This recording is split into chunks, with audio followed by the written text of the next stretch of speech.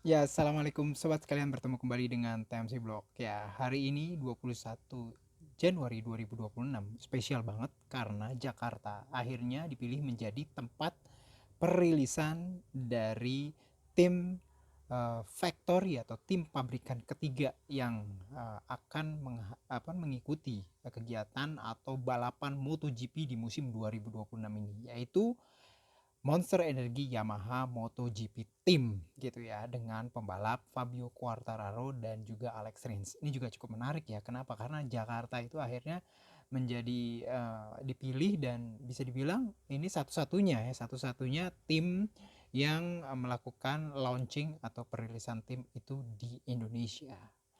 Ya, oke.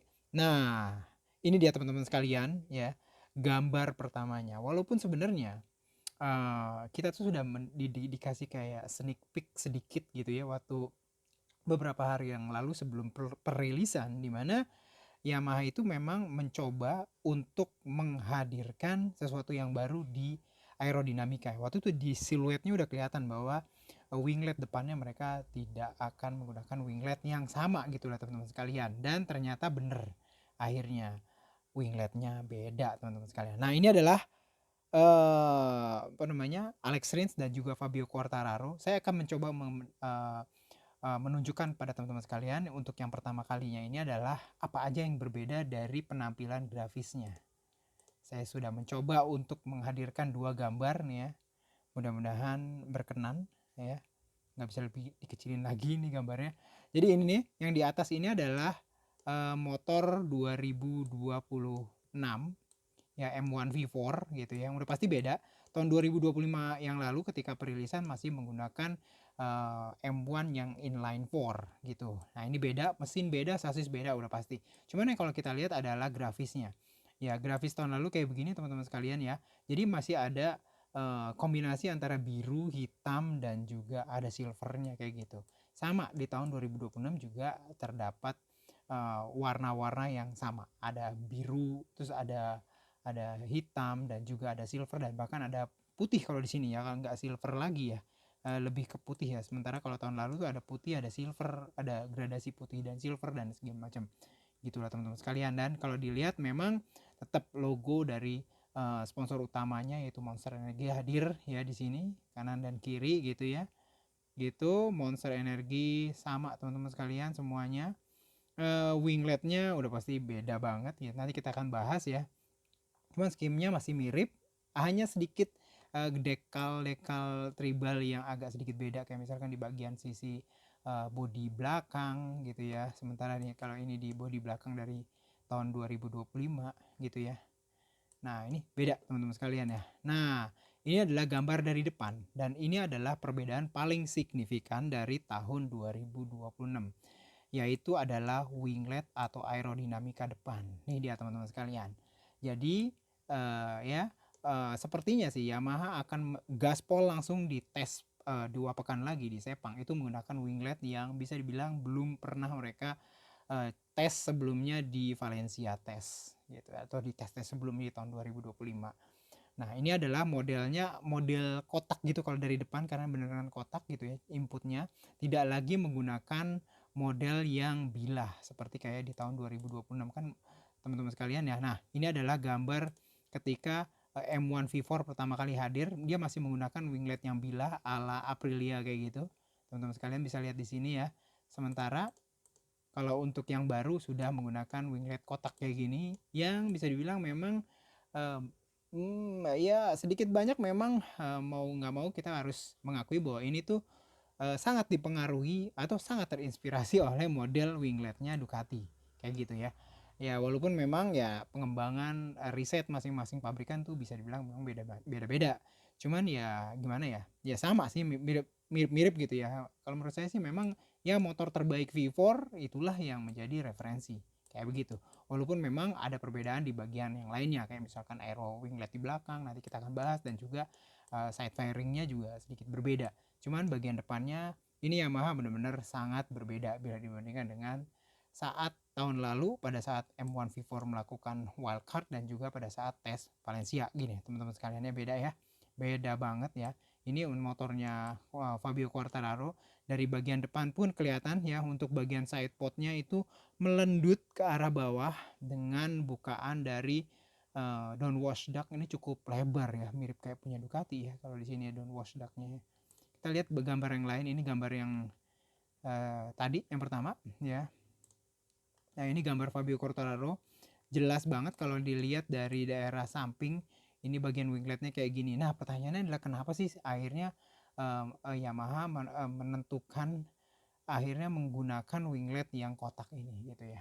Kalau saya lihat sih memang sepertinya mereka melihat bahwa aerodinamika yang model kayak begini itu jauh lebih mudah untuk pas ya, atau bisa berlanjut di tahun 2027 nanti ketika aero winglet depan itu semakin diminimalisasi minimal, tapi menghadirkan tetap downforce yang bisa lebih dapat gede ya gitu lah, bila dibandingkan dengan bilah itu, karena dia tuh satu sisi hanya satu, apa bisa dibilang ya, satu layer gitu ya, walaupun memang jadi 3 layer, tapi satu layer bisa dibilang itu satu layer hamparan, dan inilah yang menyebabkan mereka kalau satu layer hamparan itu dikecilin ya satu layer hamparan itu yang dikecilin. Tapi kalau ada 2 layer kayak begini untuk model kotaknya Ducati, ini menurut saya sih jauh lebih bisa dimainkan untuk daerah area dari angle of attack gitu, area dari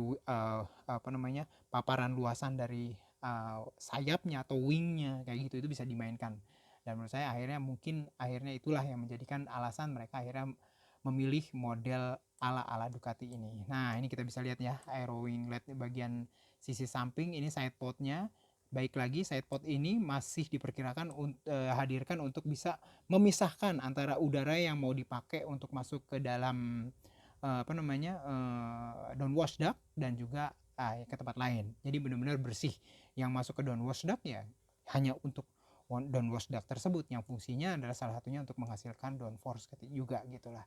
Kita juga bisa lihat di sini ya, daerah sampingnya tuh menggembung, menandakan bahwa mereka juga tetap mengaplikasikan model dari ground effect fairing kayak gitu teman-teman sekalian untuk Yamaha M1 V4. Nah ini menariknya, kalau ketika mereka menggunakan model mesin V4 itu daerah fairingnya itu jauh lebih banyak menghasilkan space. Jadi ya mereka mendapatkan ruang gerak untuk bisa mendesain aerodinamika di sisi fairing samping kanan dan kiri itu jauh lebih luas, karena mesinnya sendiri jauh lebih ramping V4 bila dibandingkan inline 4 yang memang secara umum itu lebar teman-teman sekalian. Jadi mereka kalau mesinnya aja udah ngambil space banyak, itu susah untuk bisa menghadirkan space yang selanjutnya untuk aerodinamika kayak winglet, terus habis itu daerah untuk sidepod dan juga untuk bagian bawah kayak misalkan downwash duct, dan juga tentunya untuk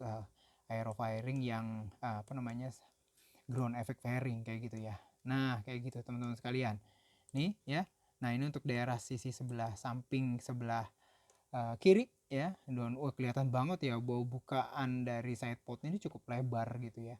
Downwash ductnya juga lebar, side fairing untuk ground effectnya juga kelihatan banget. Sekarang di bagian depan ini teman-teman sekalian, wow, puas ya ngelihatnya ya, bentuk dari lubang kotak dari aero winglet utama mereka kayak gitu nih ya, kayak gitu nih teman-teman sekalian. Sisi samping sebelah kiri full.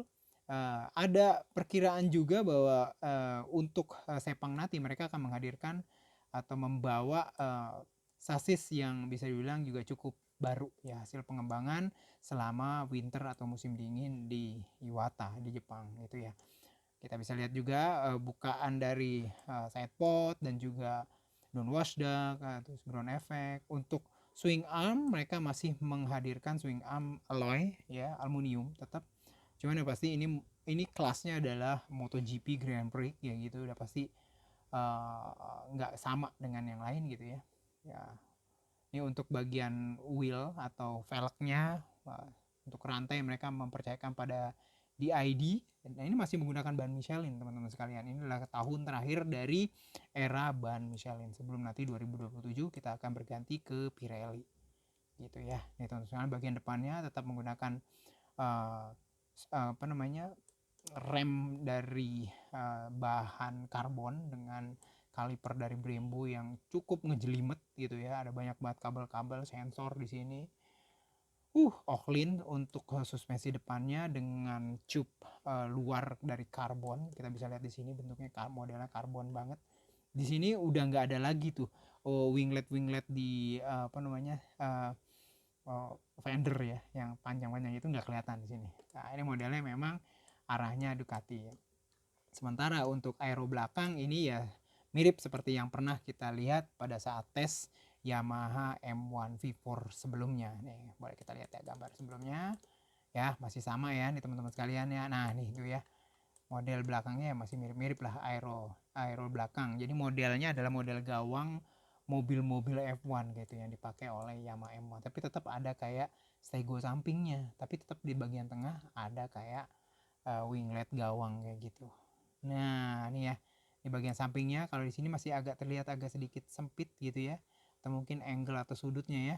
Sini ada keluaran dari udara, ya ada udara masuk sini dan lewat sana gitu. Sementara yang bagian bawah ini bersih terhadap output dari udara panas yang dihasilkan oleh mesin kayak gitu. Ini bener-bener nih yang keluar dari apa namanya, downwash duct itu nggak ada lagi output dari udara di sini. Kita balik lagi ke mesin yang tahun 2026 teman-teman sekalian ya, kita bisa lihat di sini ya. Sini tetap ada kayak lubang-lubang ventilasi udara kayak gitu. Yes, mantep nih. Nah, ini dia teman-teman sekalian ya, duet dari Yamaha Factory Team tahun ini ya. Fabio Quartararo dan juga Alex Rins. Nah, kayak gini. Nah, ini dia detail dari bagian belakangnya. Kebetulan Yamaha memprovide gambar ini menggunakan silencer atau sistem knalpot dari Akrapovic.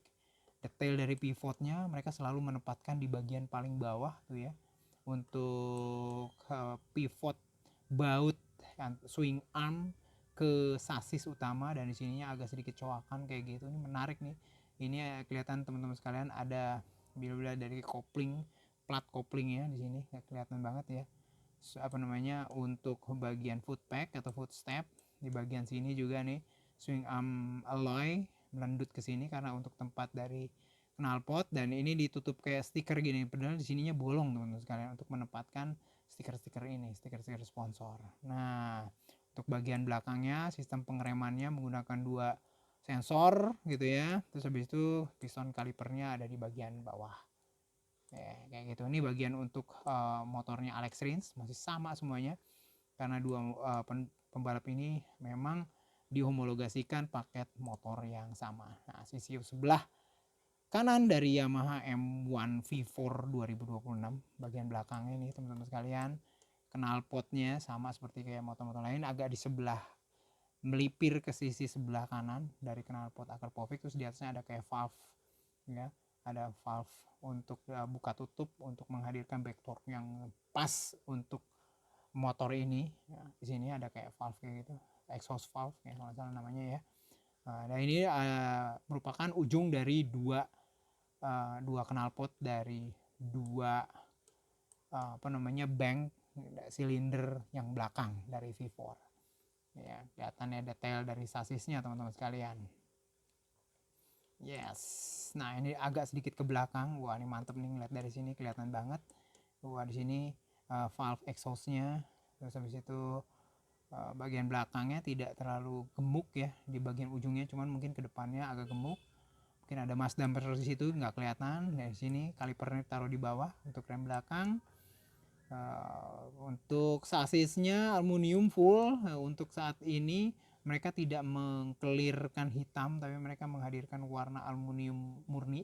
Kita bisa lihat di sini untuk bagian downwash ductnya terdiri dari dua bilah ruangan untuk apa namanya, mengalirkan udara, menghasilkan kecepatan yang jauh lebih tinggi di bagian keluaran output, sehingga tekanannya akan rendah, perbedaan tekanan akan menghasilkan downforce. Nah, jadi seperti itu untuk sistem dari downforce yang dihasilkan oleh downwash duct.